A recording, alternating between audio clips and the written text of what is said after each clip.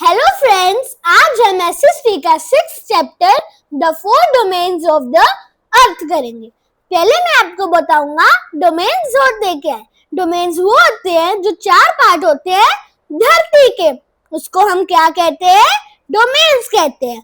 First होता है lithosphere, second होता है हाइड्रोस्फीयर, थर्ड होता है एटमॉस्फेयर और फोर्थ होता है बायोस्फीयर। लिथोस्फीयर वो पार्ट होता है धरती का जहां हम चलते हैं।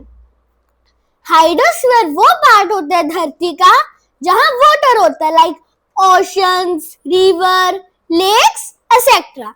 एटमॉस्फेयर जो हमारे हवा इर्द गिर्द होती है वो एटमॉस्फेयर में आती है। एटमॉस्फेयर में बहुत सारी गैसेस होती हैं जैसे कि oxygen, nitrogen, carbon dioxide, methane etcetera. Biosphere biosphere वो पार्ट होता है धरती का जहां लैंड, एयर और वाटर मीट करता है। वो क्या बनाता है? पूरा बायोस्फीयर बनाता है। अब मैं आपको पूरा लिथोस्फीयर डिटेल में समझाता हूँ। लिथोस्फीयर दोस्तों वो होता है जहां हम चलते हैं। लिथोस्फीयर दोस्तों कॉन्टिनेंट्स के नीचे थिकर होता है और वाटर के नीचे बहुत थिन होता है। जो लिथोस्फीयर होती है फ्रेंड्स वो सॉलिड रॉक से बनी होती है। लिथोस्फीयर क्रस्ट और अपर मैंटल को कंसिस्ट करती है। मैं आपको friends internal structure of the earth बताऊंगा। दोस्तों सबसे पहले क्रस्ट आता है जहां हम चलते हैं, उसके बाद मैंटल आता है, वो मिडिल लेयर होती है अर्थ की। उसके बाद कोर आता है, कोर में 2 पार्ट्स होते हैं, वो होते हैं आउटर कोर और इनर कोर। मैं आपको एक फैक्ट बताता हूँ फ्रेंड्स, आउटर कोर थोड़ा इनर कोर से कोल्डर होता है, पर होता वो बहुत हॉट है। बट इनर कोर सबसे हॉट होता है। तब भी जो आउटर कोर है उसमें ही सिर्फ जब हम कोई भी चीज रखेंगे बहुत जल्दी मेल्ट हो जाएगी, बट इनर कोर में ऐसा नहीं होता। उसमें जो थिंग्स होती हैं, चीजें होती हैं, वो सिर्फ सॉलिड में रहती हैं। ये आपको पता था? जब हम अर्थ के नीचे नीचे जाते हैं तो जो उस अर्थ का टेम्परेचर होता है वो हॉट होता रहता है और प्रेशर भी इंक्रीज होता रहता है। अब मैं आपको हाइड्रोस्फीयर समझाऊंगा। हाइड्रोस्फीयर वो पार्ट होता है अर्थ का जहां वाटर ही वाटर होता है, जैसे कि river, lakes, oceans, underground water, glaciers और जहां माउंटेन्स के ऊपर बहुत बर्फ होती है। दोस्तों हमारी धरती पे वाटर ज्यादा है, मतलब पानी ज्यादा है और लैंड पोर्शन कम है।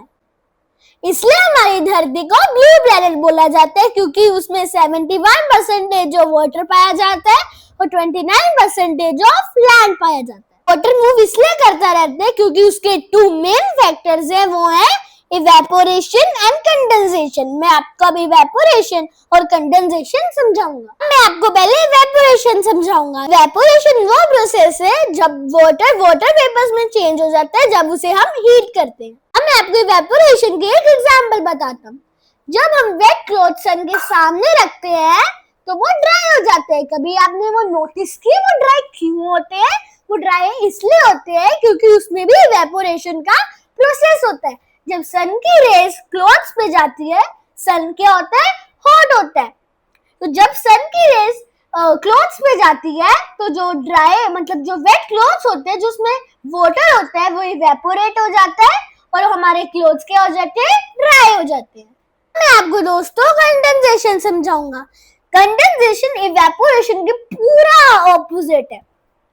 जो कंडेंसेशन वो प्रोसेस होता है जब वाटर वेपर्स वाटर में चेंज होते हैं जब हम उसे ठंडा करते हैं। फ्रेंड्स अब मैं आपको कंडेंसेशन की एक एग्जांपल बताता हूँ, ये आप अपने होम में करके देखना। आपने एक बाउल लेना है, उसमें वाटर डालना है, उसको आपने गैस पे रख देना है, फिर आपने उसके ऊपर एक लिड रखनी है। तो जब वो वाटर वेपर जाएंगे पर जो वो बाउल होएगा वो तो बंद होएगा क्योंकि हमने उसके ऊपर लिड रखी हुई है। थोड़ी देर बाद आप खोलना तो जो लिड होएगी उस पे वाटर ड्रॉपलेट्स होंगे, क्योंकि जो वाटर वेपर होएगा, जब वो वाटर वेपर ऊपर जा रहा होगा तो लिड तो बंद थी, तो इसलिए वो ऊपर नहीं आ पाया। इसलिए वाटर वेपर थोड़ी देर बाद खुद ही कंडेंसेट हो गया, कूल डाउन होके कंडेंसेट हो गया। मैं आपको वाटर साइकिल समझाऊंगा। फ्रेंड्स, जब भी जैसे कि रिवर, लेक्स, ओशंस, कहीं भी सन की रेस पड़ती है तो वाटर क्या हो जाता है, इवेपोरेट हो जाता है। जब वो इवेपोरेट हो जाता है तो वो एक क्लाउड की फॉर्म में बन जाता है। जब वो एक हाई लेवल में पहुंच जाता है, उसके बाद जो क्लाउड होता है वो कंडेंसेट होके एक रेन क्लाउड बन जाता है। जब वो रेन क्लाउड बनता है तो वो कौन से कलर का होता है, ये आपको पता है, वो ग्रे कलर का होता है। हम बोलते नहीं काले बादल छा गए, पर वो काले बादल नहीं होते, वो कौन से बादल होते हैं, रेन क्लाउड्स होते हैं। रेन क्लाउड्स के बाद वाटर मतलब रेन गिरती है रिवर, लेक्स, ओशंस में, तो वही पूरा प्रोसेस वाटर साइकिल होता है। और जब रेन क्लाउड से रेन गिरती है तो उसको हम क्या कहते हैं, प्रेसिपिटेशन कहते हैं। ये आपको थिंक पता थी, बताना मुझे। आपको दोस्तों एक बार क्विक रिवीजन करवा देता हूँ वाटर साइकिल की। जब सन की रेस रिवर, पॉन्ड, लेक्स में पड़ती है तो वाटर क्या हो जाता है, इवेपोरेट हो जाता है। जब वो कोई हाई लेवल पे पहुंचता है तो वो क्लाउड की फॉर्म में हो जाता है। उसके बाद कंडेंसेशन का प्रोसेस होता है। जो क्लाउड होता है वो कंडेंसेट होके क्लाउड बन जाता है। उसके बाद जो रेन क्लाउड होता है वो क्या बन जाता है, कौन सा क्लाउड बन जाता है, रेन क्लाउड बन जाता है। उसके बाद रेन क्लाउड के बाद रेन आती है, वही रिवर, पॉन्ड, लेक्स में फिर से वो चली जाती है। तो ये पूरा प्रोसेस क्या बनता है, हमारा वाटर साइकिल बनता है। और जब रेन क्लाउड से रेन आती है तो उस प्रोसेस को हम क्या कहते हैं, प्रेसिपिटेशन कहते हैं। अब मैं आपको एक बार प्रेसिपिटेशन भी समझा दूंगा। जैसे मैंने आपको बताया था, मैं प्रेसिपिटेशन समझाऊंगा।